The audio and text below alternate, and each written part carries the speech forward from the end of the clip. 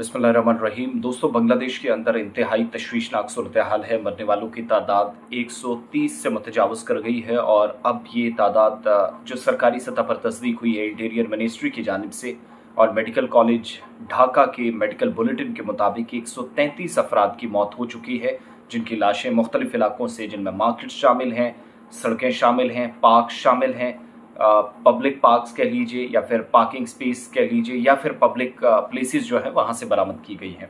और जो सरकारी मुलाजमतों में कोटा सिस्टम जब से अनाउंस हुआ है तो ये मुसलसल छठा दिन है जब एहतजाज में शिद्दत आई है। उससे पहले चीज़ें पुरअमन हो रही थी, एहतजाज बिल्कुल पीसफुल हो रहा था और सरकार से मुतालबात उसी अंदाज में रखे जा रहे थे जैसे कि डेमोक्रेटिक सेटअप में रखे जाते हैं। लेकिन फौज सड़कों पर उतर आएगी, लाठी डंडे चलेंगे, कांटेदार तारें बिछाई जाएंगी, खारदार तारों के जरिए रुकावटें खड़ी की जाएंगी, इंटरनेट पूरे मुल्क के अंदर बंद हो जाएगा, गिरफ्तारियां तेज होंगी, लीडर्स को पकड़ा जाएगा। इन इल्जामात के बीच कि ये हिज़्ब इख्तिलाफ सब कुछ करवा रहा है, शायद ये हमने सोचा नहीं था। और नतीजा इसका ये भी हुआ कि हालात इतने ख़राब हुए कि शेख हसीना जो कि वज़ीर आज़म है वहाँ की, उन्होंने जो पहले भारत के दौरे पर थी यहाँ से वापस जाकर चीन पहुँची, लेकिन दौरे के बीच में ही वो वापस लौट गई क्योंकि उन्हें ये मालूम था ये पॉलिटिकल क्राइसिस किस तरफ जा रहे हैं। और ये हालात इतने ख़राब हुए कि भारत पर भी जो है इसके असरात मनफी मुरतब हुए और मनफी असरात मुरतब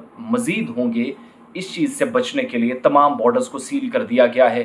ख़ास तौर से जो भारत बांग्लादेश की सरहद है उस पर न सिर्फ हाई अलर्ट है बल्कि निगरानी मज़ीद तेज़ की गई है।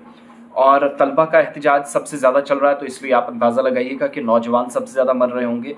और सरकारी रिलीज ये भी बताती है कि कर्फ्यू मुसलसल नाफिज है। अमन व अमान की खिलाफ वर्जी करने वालों को देखते ही गोली मारने का ऑर्डर दे दिया गया है। ये सिलसिला मुसलसल चल रहा है और कई रिपोर्ट्स ये भी बताती हैं कि 5 रोज से जो एहतजाज चल रहा था ये छठे दिन में दाखिल हुआ है। तादाद 133 हो गई उन लोगों की जो इस एहतजाज के दौरान चल बसे। हलाक अफराद में 2 पुलिस एहलकार भी शामिल हैं, जबकि 150 से ज़्यादा पुलिस एहलकार ज़ख्मी हैं। 150 से 300 के आसपास ये तादाद बताई जाती है, यानी इन बिटवीन 150 to 300। 3500 से ज़्यादा लोग ज़ख्मी हुए हैं। अब जो लोग सवाल पूछ रहे हैं कि एहतजाज क्यों चल रहा है, तो उस पर भी जो मेरी रिसर्च है यहाँ में जो पता चला, एक तो ये कि बांग्लादेश में जो 1971 की जंग लड़ने वाले लोग थे उनके बच्चों को सरकारी नौकरियों में 30% कोटा दिए जाने के खिलाफ ये प्रोटेस्ट हो रहा है। यानी जिन लोगों ने मुल्क की आज़ादी को यकीनी बनाया, 1971 पाकिस्तान के साथ जो वॉर लड़ी जिसमें भारत की मुदाखलत थी, इस वॉर में बांग्लादेश को आज़ाद कराने के बाद जो लोग अब मैक्सिमम लोग हैं को चले गए हैं, तो उनके जो बच्चे उनको 30% रिजर्वेशन देने का फैसला किया गया और उसके बाद ये प्रोटेस्ट चल रहा है। और कोटा सिस्टम के खिलाफ स्टूडेंट्स की तरफ से जब प्रोटेस्ट किया गया, पुलिस और हुक्मरान जमात अवामी लीग की तलबा विंग से भी झड़पें हुई हैं। यानी अवामी लीग ने एक तरह से ये वोट बैंक शेख हसीना का, मैंने इतना अहमकाना, इतना बकवास ये फैसला देखा है कि जहां पर आप अपने वोट बैंक को हासिल करने के लिए 50% रिजर्वेशन टोटल बची थी, बाकी आपके पहले से ही इकोनॉमिकली वीकर सेक्शन के पास थी, गरीबों के पास थी, वहां एक अपना कोटा सिस्टम होता है, बॉर्डर कोटा सिस्टम जिसको कहते हैं, वो भी लगा हुआ था।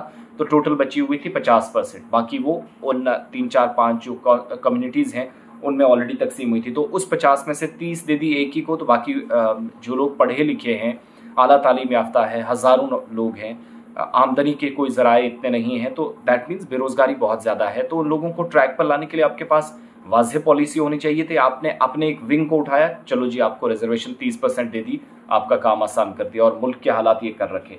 और ये जो सरकार में बैठे रहने की भूख अवामी लीग की है, ये बहुत पहले से शेख हसीना, इनके ख़ानदान से शेख मुजीबुर रहमान, इनके वालिद, उसके पीछे इनके दादा, ये सारा ये सिलसिला इसी तरीके से चलाते रहे। कोई मरे, कोई सड़े, गले, कोई फ़र्क किसी को नहीं पड़ता। तो मुलाजमतों का जो 56% हिस्सा कोटे में इस तरह से चला जाता है। 30% सरकारी नौकरियां, 1971 की जंग में जो लड़ने वाले थे उनके बच्चों, 10% ख़वातीन, 10% मखसूस अजला की रिहाइशियों के लिए मुख्तस है। यानी ये भी एक नया किस्म का कोटा है कि स्पेशल कुछ डिस्ट्रिक्ट से स्पेशल स्टेटस दिया गया है, वहाँ के बच्चों को 10% और बाकी जो 10% बचता है वो ख़वातीन को दे दिया गया है। और जो 56 बचा था या 50 के आसपास था, उसमें से 30% आपने इस तरीके से कर दिया। तो ये हालात इस वक्त बन चुके हैं जहाँ पे बांग्लादेश खुद ही फंस गया है और सड़कों पर जो भी नज़र आता है सरकार की तरफ से या फौज की तरफ से उसको गोली मार दी जाती है। लेकिन वो लोग भी कम नहीं हैं। वो सड़कों पर ही घसीट रहे हैं, मार कम रहे हैं, घसीट ज़्यादा रहे हैं, गाड़ियां तोड़ रहे हैं, नजर आतिश कर रहे हैं सरकारी प्रॉपर्टी को, जो कि गलत है मगर नुकसान किया जा रहा है। और 133 जो